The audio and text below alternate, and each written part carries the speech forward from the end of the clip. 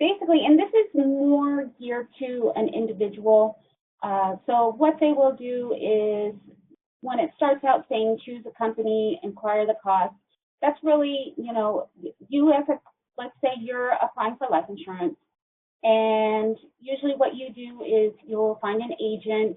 Usually it'll be a friend or a friend of a friend or Jimmy John's cousin from, in town, or usually agents, they don't really need to advertise. From what I've found or heard, most of their business comes from referrals and repeats. So you will have tax advisors, you'll have financial advisors, you'll have straight up insurance agents that don't just sell life insurance, but they sell annuities, long-term care. Depending, at your bank, you could go to, when you're at your bank, there's life insurance or insurance agents there as well. So there's various different avenues that a client, and let's pretend it's you and I, that we want to go and get life insurance. So let's say we find our agent, and these are pretty much the short steps of the process, okay? You're going to be with your agent. You're going to choose possibly what company suits you. And that went into basically, the niches of the carrier, is your build.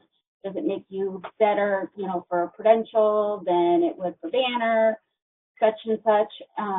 Then, of course, the cost involved. You have, fulfill the formalities. This has changed a little bit over time. We have talked about in past training sessions that now you can have an agent in a different state as long as they're licensed and contracted in that state where the business is going to be solicited and the policy is going to be delivered. Then the policy can be accepted and everything in that state. So as we were talking in prior sessions, applications can be electronically signed. And then, the old-fashioned face binds, both customer and insurer.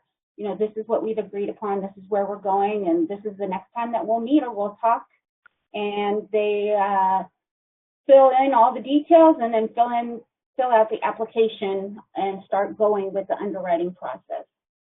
So